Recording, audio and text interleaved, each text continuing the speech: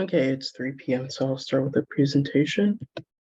So hello and welcome. This is the fourth presentation for this series, and today's presentation will be about sorting and evaluating sources or data for your research, paper, or project. So like yesterday, today's agenda should be very short. I'll just start off by defining what credible and reliable sources are, then showing you a few frameworks that you can use to test the sources that you've collected for your research, and then some tools that you can use to save and sort and organize your research. And then at the end, I'll take questions like usual. Okay, so credible research is research that is free from bias and is supported with evidence.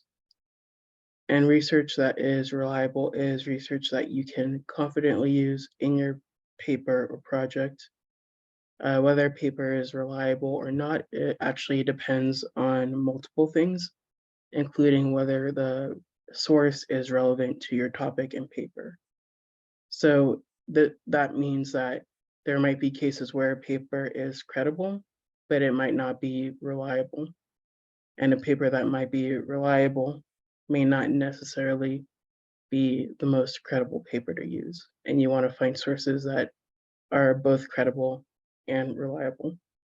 So they're supported with evidence, they don't have any bias, the research is up to date, and you're confident that it is relevant to your research project and it will help you conduct your research, it will help you write your introduction, it will help you answer your research question.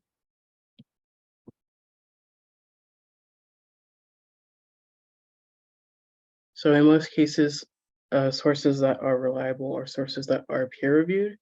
This is mostly the case for any academic papers that you're using in your research paper. So for other sources like websites or newspapers, interviews, or even government reports, those are most likely not going to be peer-reviewed. They might have been looked over by an editor, or they might be fact-checked, but they might not. They most likely won't be specifically peer-reviewed. So that doesn't necessarily mean that you can't use the sources. You would just need to look at other things in the sources that will help you establish the credibility and the reliability of the source. Credible and reliable sources online can come from multiple website types if you're finding your sources through internet searches, including .org, .edu, .gov, or .com sites. Sources that are not reliable or they're not credible can also come from these website types as well. So you shouldn't rely on the fact that a .edu site means that every single source you get from a .edu site will be credible and reliable. That might not always be the case. Okay, so moving on to frameworks that you can use to test the reliability and credibility of your sources. One framework is the 5 W's, or who, what, when, where, why, and how. Who identifies the author, which is used to establish credibility through the reputation of the author and whatever work that they've done throughout their career, what institutions they've worked at in their past, what organizations they worked at, what nonprofits, stuff like that is what you would look at for who. What is the purpose of the text, or the source? So this is where you would look at whether the source has been peer reviewed, if it's an academic paper, or if it's not an academic paper, if it's like a newspaper article, something like that. You would look at whether or not it's been fact checked, or if it's been reviewed by an editor, or if it's had edits made to it, which means that someone has read through the source and has reviewed it, has made edits to it. So not only is it up to date, but someone has more or less reviewed and fact checked it. You can also check to see if the author has included references and citations of their own. And so you'd basically be checking to see if the author has done their research themselves.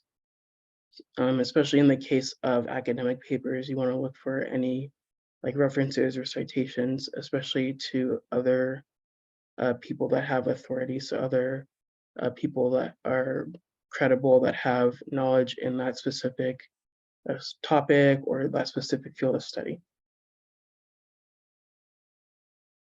Where refers to the publisher. So this could be the publishing company uh, if it's not an academic paper. If it is an academic paper, then you would look at the academic journal. And so you would look at the journal to see the specific journal that the paper was published under, or even the university website. If you're using like a thesis or a dissertation that was published through a university or a university department's online library. So in that case, it wouldn't be in an academic journal, it would be on a university department or university website, which is still a source that you can use for your research paper, your research project. Why is where you'll look at the intent of the source. So that means looking at why the author uh, created the source. So that could mean that so one possible intent, a very common one, especially for academic journals and academic articles, is trying to inform or educate an audience. For other sources, they could be trying to promote or sell you something. And so those might not be sources that you would want to use because those sources are more likely to have biases because there's an intent to promote or sell you something versus informing or educate where there's more likely to be less bias in the source. Yeah, so you would also check for, like I mentioned, bias, uh, which means you're looking to see if the source is mostly based on facts or if it's mostly based on opinions. And the difference between an opinion and I'd say like discussion section of your research paper where you're speculating on your data and evidence. Opinions are usually not based or they're not supported by research, they're not supported by data, they're not supported by facts. In your discussion section, which is if you've attended the previous sessions, that's where you talk about your data, that's where you make speculations on what the data might mean or why the data is important. And those speculations aren't based strictly on facts. They're interpretations of the data. The difference between that and an opinion is that your discussion sections and whatever your speculations are going to be supported by your data, by your research, and by facts.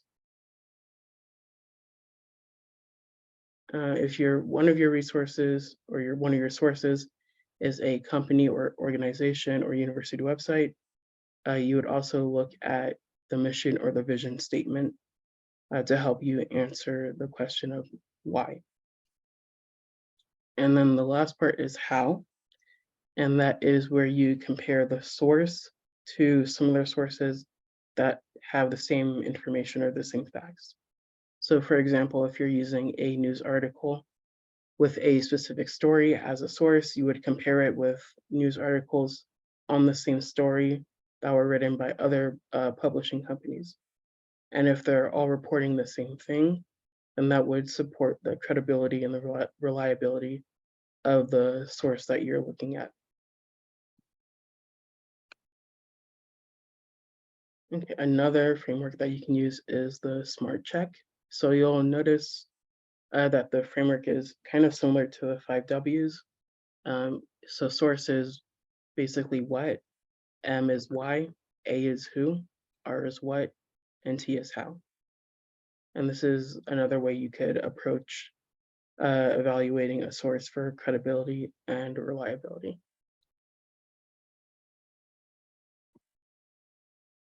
So the CARP test or the CRAP test is another test you can use. And this one is good for research papers specifically. C is currency, which is the timeliness of the source. So basically how recent the information in the paper is, or the sources. A is authority, and that's basically the equivalent to who. So you're looking at the author or the authors, who they are, what work they've done, and their career history or current place of work. A is accuracy, and that's where you look at the information in the source itself and if it's truthful or correct. R is relevance, and that is referring to how important the source is to your research topic and your research question, and if the paper is related to your topic and will actually be effective in answering your research question. And then P is purpose, which is why the source or the information in the source exists. Okay, so this is a 3-minute video that explains and applies the CARP test to an academic article.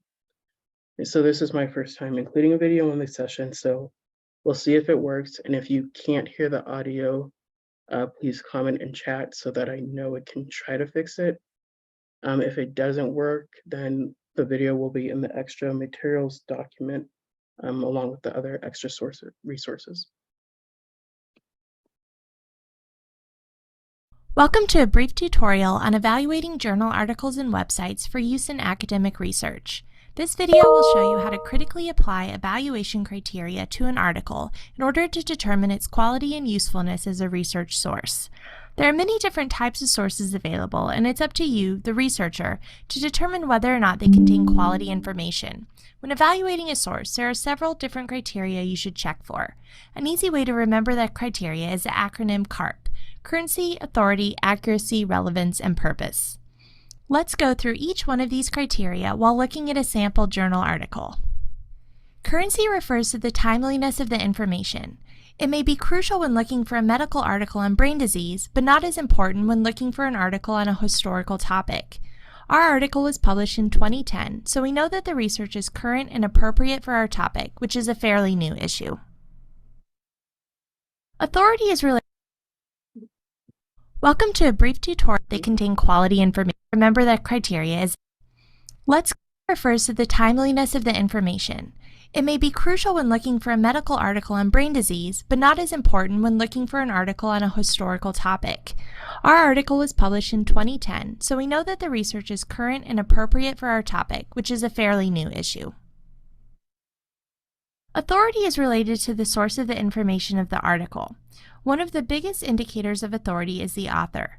Information about the author is usually listed at the top or at the bottom of the article. For this one, we see that the author teaches at the university. You could easily do a Google search on the author to find out more about their subject expertise. Accuracy is important because it relates to the reliability, truthfulness, and correctness of the information.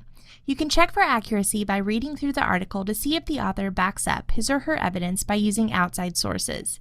In our article, the author doesn't just claim there have been changes in written communication. She provides references to relevant research in the field. Relevance is a very important criteria because if an article isn't relevant to your topic, it won't fit into your paper. Skim the headings and introduction or conclusion section of an article to see the main ideas. Also take a look at the language the author uses. This can help you determine if the article is at an appropriate level for your needs. In our article, the author does not use language that is too technical or complex, so it seems to be appropriate for a college-level research paper on texting and literacy. Finally, purpose looks at the reason the article was written. Was it to convince the readers of something, to entertain them, or to inform them about a research study? Things to look for in the article include objective and partial language and lack of political or personal bias. In this article, the author clearly states that she is going to provide a case for adding new literacies into the writing curriculum. The in-text citations show that the author is providing evidence for her argument, not just stating her own opinion. Remember that different criteria will be more or less important depending on your situation or need. You will also need to look at the quality of the article as a whole to determine whether or not it is appropriate for your research project. You can find a printable handout of the CARP test on the User's Guide page of the WSU Library's website. If you have any questions, please stop by Apple Library or contact a librarian. Okay.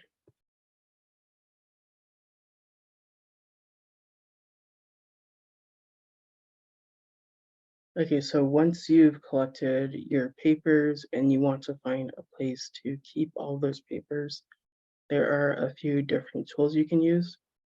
The most popular tools that I know of are EndNote, Mendeley, RefWorks, Zotero, and Google Drive. And then this is a screenshot that breaks down which tool might be the best for you to use based on what you need to do. So for example, if you need to work offline, so if you need to work without an internet connection, then you should use either Zotero, Mendeley, or EndNote. You can also use Google Drive to change the settings of your documents so that they're also available offline. And then when you're doing your research and when you're collecting your papers, it's best to use only one tool that will meet all of the needs and the objectives of your research paper and project. And I have in the extra materials, the whole document and then links to the actual websites for each of these tools so you can learn more about them and learn more about how to use them. Okay, so that is all for this presentation. We'll be having the last session next week on Monday at 3 p.m. Kazakhstan time. So if you're not in Kazakhstan, then you need to convert your time zone so that it is equivalent to Kazakhstan time so that you can make it to the presentation on time. The last session will be about presenting and attending conferences. And if there's time, I might talk a little bit more about actually publishing and going through the research publication process. But I did add a source on the publishing process to yesterday's session, extra materials. Okay, so here's our contact information. If you have any questions after the session, you can contact either my supervisor, Donna Akeva, through WhatsApp at +7 701 266 9680, or through email at dnakeva@educationusa.org. You can contact me through WhatsApp at +7 705 985 7408, or through email at qtownsend@middlebury.edu. You can scan the QR code for the extra materials for this session. And I think I have the link for people that are on their phones and can't access the QR code because they're on their phones. The link has the extra materials for the session, and it also, at the top of the document, has a link to a folder that has the recordings from yesterday's session and from the previous 2 sessions, I think. And after this session is over, the recording for this session will also be in that same folder.